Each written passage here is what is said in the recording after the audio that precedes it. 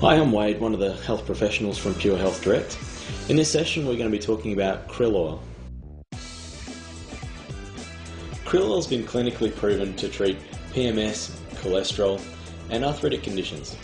It's also a great supplement for general health and well-being.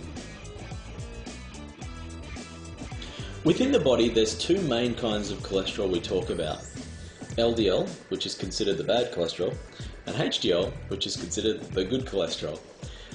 As we know, fish oil has been used in the past as a natural treatment for cholesterol, and it does seem to bring down the LDL nicely.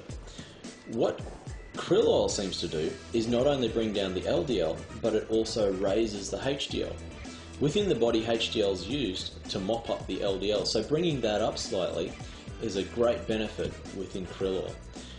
Clinically, it's been shown that over the first 3 months of treatment, there's a 2-point reduction in cholesterol that's possible.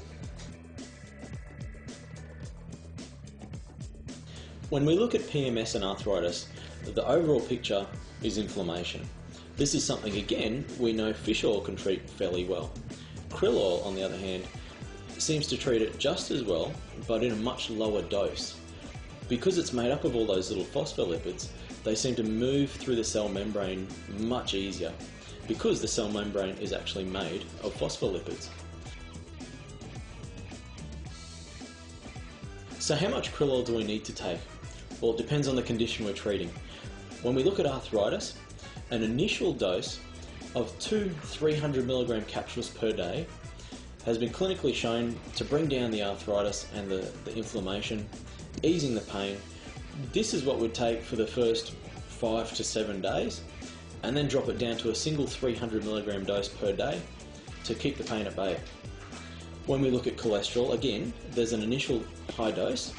We do this for the first 3 months of 2 to 3 500mg capsules per day. After that 3 months, the cholesterol will be tested again, and a single 500mg dose would be enough per day as a maintenance dose to keep everything at bay. When we look at PMS, again, there's a high initial dose of 2 to 3 500mg capsules for the first cycle. After that, you can cease taking the krill oil, and a single 500mg dose is then taken daily, 1 week before the period, and for the first 2 days.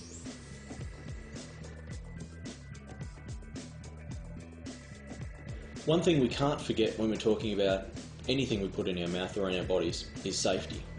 When we look at krill oil, we have to understand that it is something that comes from an animal, or from a fish, or a crustacean in this case. So if you have any fish allergies or crustacean allergies specifically, please don't take krill oil, because it could lead to trouble. Also, there's a theoretical blood thinning effect that can be caused by omega-3 oils. Of course, krill oil is an omega-3 oil, so if you're on warfarin or any blood thinning medications, it's best to consult your doctor before starting to take krill. Also, if you're going in for operations within the hospital, if you're going in for an operation, 1 week before and after your operation, you'd want to cease taking krill oil. But if you do have any other questions, feel free to give us a call at Pure Health Direct, and we'll be more than happy to help you out.